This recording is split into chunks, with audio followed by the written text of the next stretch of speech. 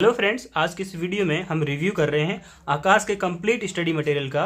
Complete study material यानी कि NEET के लिए 11th प्लस 12th का मॉड्यूल्स प्लस साथ में ये एक्स्ट्रा बुक्स। यहाँ पे आपको इस वीडियो में हम आपको मॉड्यूल्स दिखाते हैं, अलावा एक्स्ट्रा बुक्स हैं, इसका रिव्यू भी मिल जाएगा। तो ये ड्रॉपर का मॉड्यूल्स हैं, यानी कि जो 12th पास स्टूडेंट होते हैं उनके लिए।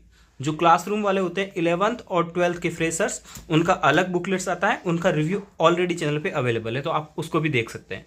तो ये जो मटेरियल है वो ड्रॉपर का है 11th प्लस 12th का, दोनों को मिला करके।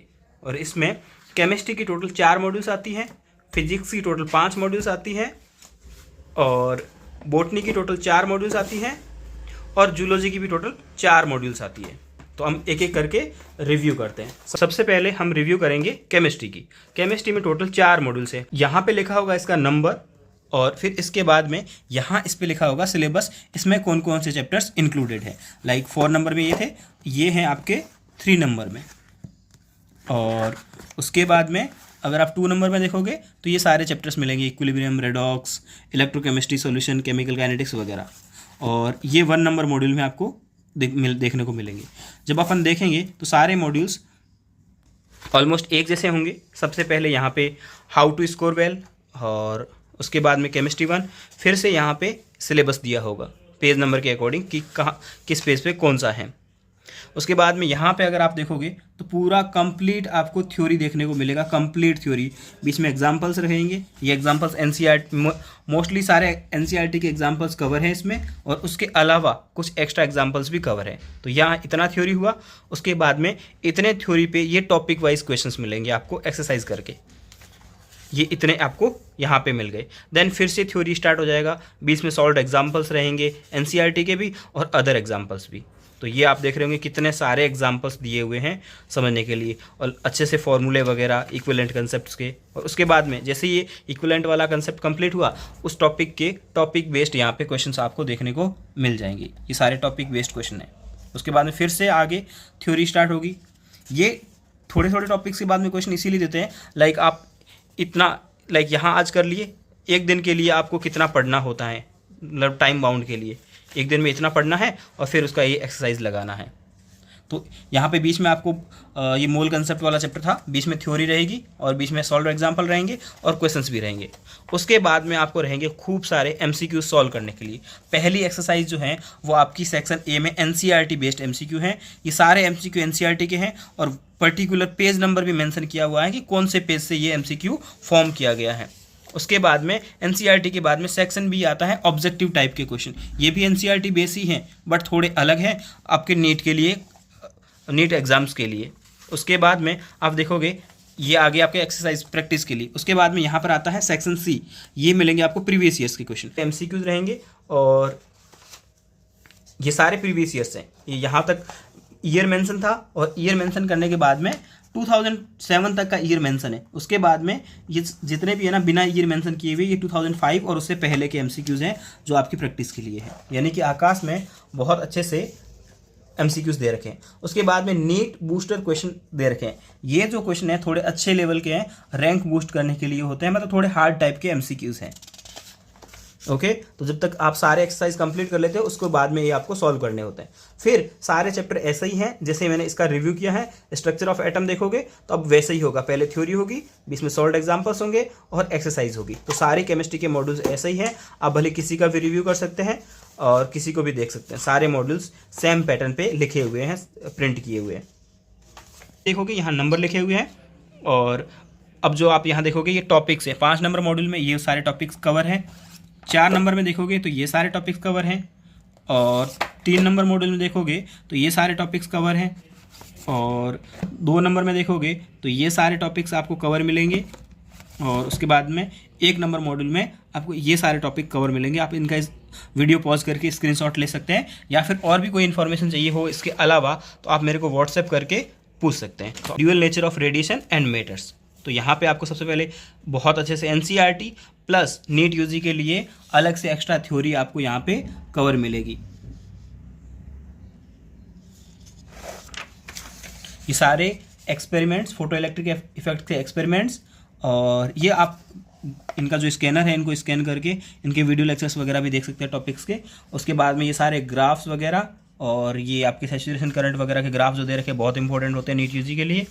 और उसके बाद में जैसे ही थ्योरी खत्म होती है बीच बीच में थ्योरी के बीच बीच में आपको सॉल्व्ड एग्जांपल्स मिलेंगे। ये सारे सॉल्व्ड एग्जांपल्स एनसीईआरटी के हैं, उसके अलावा भी जो एनसीईआरटी के अलावा एक्स्ट्रा अच्छे क्वेश्चंस जो होते हैं उनके सॉल्व्ड एग्जांपल्स भी इसमें बीच बीच में दे रखे हैं। बहुत सारे टॉपिक वाइज सॉल्व्ड एग्जांपल्स है। ये एक टॉपिक कवर हुआ था फोटो इलेक्ट्रिक इफेक्ट, और उसके बाद में फिर उस टॉपिक वाइज आपको प्रैक्टिस के लिए यहाँ पे क्वेश्चंस दे रखे हैं बहुत सारे। जैसे ये क्वेश्चंस कंप्लीट हो जाते हैं और उसके बाद में ये आपको नया टॉपिक स्टार्ट मिलेगा, वेव नेचर ऑफ मैटर।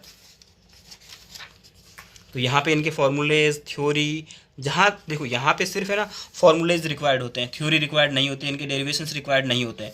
अगर आप क्लासरूम वाले मॉड्यूल्स लेते हैं तो इनके सारे डेरिवेशंस मिलते हैं आपको, बट यहाँ पे डेरिवेशंस की रिक्वायरमेंट नहीं है, तो डायरेक्ट फॉर्मूलेज लिख दिए हैं। और उसके बाद में सॉल्व्ड एग्जाम्पल्स हैं खूब सारे यहाँ पे आपको देखने को मिलेंगे डे ब्रोगली वेवलेंथ पे। उसके बाद में यहाँ इसकी एक्सरसाइज है। देन उसके बाद में फिर से जैसे केमिस्ट्री में था यहाँ पे भी असाइनमेंट दिए हुए हैं। सेक्शन ए में आपको एनसीईआरटी बेस्ड एमसीक्यू मिलेंगे। इस बार भी आपको पता है इसी टाइप का नीट 2025 में एमसीक्यू आया था जो एनसीईआरटी से था। देन ये सारे आपको अनसॉल्व्ड एग्जाम्पल हैं जो आपको प्रैक्टिस के लिए। उसके बाद में सेक्शन बी है, ये एनसीईआरटी से थे, बट ये एनसीईआरटी से थोड़े डेराइव्ड क्वेश्चन है जो नीट यूजी के लिए इंपॉर्टेंट है। देन अगर आप सेक्शन सी में जाओगे तो यहाँ प्रीवियस ईयर्स क्वेश्चन मिलेंगे, और तो ये आपको यहाँ पे सारे सॉल्व्ड अनसॉल्व्ड क्वेश्चंस मिलेंगे जो प्रीवियस ईयर्स में पूछे हुए हैं। यहाँ पे आपको यहाँ पे ईयर वाइज मेंशन मिलेगा 2025 तक के, लेकिन यहाँ पे आपको 2001 तक के एमसीक्यू मिलेंगे। फिर से वही नीट बूस्टर क्वेश्चंस मिलेंगे। टोटल 4 मॉड्यूल्स हैं। अगर आप देखोगे तो 4 नंबर मॉड्यूल में ये सारे टॉपिक्स कवर हैं। जैसे अपन इसी का एक मॉड्यूल का रिव्यू एंड कंजर्वेशन, तो यहाँ आप देखोगे आप यहाँ एनसीईआरटी की पूरी एनसीईआरटी की थ्योरी कवर की गई है। जैसे एनसीईआरटी में लिखा है वैसे के वैसे प्योर एनसीईआरटी को फॉलो किया गया है। उसके बाद में ऐसा नहीं है कि सिर्फ एनसीईआरटी होगी, बीच बीच में जहाँ ज़रूरत पड़ेगी वहाँ आउट ऑफ एनसीईआरटी भी आपको टॉपिक्स मिलेंगे। जैसे gamma diversity, alpha diversity, beta diversity, ये सारे आउट ऑफ एनसीईआरटी टॉपिक्स हैं, बट नीट यूजी के लिए इंपॉर्टेंट है, इसलिए ये भी कवर किए गए हैं। उसके बाद में देखोगे ये सारे जितने भी जो डाटा थे उनको एक टेबुलर फॉर्म में यहाँ पे अरेंज करके दिखाया आपको, जिसको आपको याद रखने के लिए बहुत आसानी होगी। एनसीईआरटी के डाटा हैं ये सारे के सारे, ये ग्राफ, फिर ये। उसके बाद में जैसे थ्योरी खत्म होती है उस टॉपिक से रिलेटेड यहाँ पे एमसीक्यू मिलेंगे। यहाँ पे एग्जाम्पल्स तो नहीं होते हैं बायोलॉजी में, बट यहाँ पे ये टॉपिक्स वाइज आपको क्वेश्चन ज़रूर मिलेंगे। उसके बाद में फिर से थ्योरी स्टार्ट हो जाएगी, और ये आउट ऑफ एनसीईआरटी थोड़े आपको रेड लिस्ट कैटेगरी के बारे में दिखाया गया है, कौन कौन से प्लांट्स और कौन कौन से एनिमल्स हैं जो एक्सटिंक्ट होने वाले हैं या वनरेबल हैं। ये सारे पहले बहुत बार पूछे हुए हैं एग्जाम में, इसलिए इनको दिया हुआ है यहाँ पे। देखो उसके बाद में ये आपको बायोडाइवर्सिटी को कंजर्व क्यों करना चाहिए, ये सारा आउट ऑफ एनसीईआरटी और एनसीईआरटी वाला नीट यूजी के लिए आपको दिया हुआ है।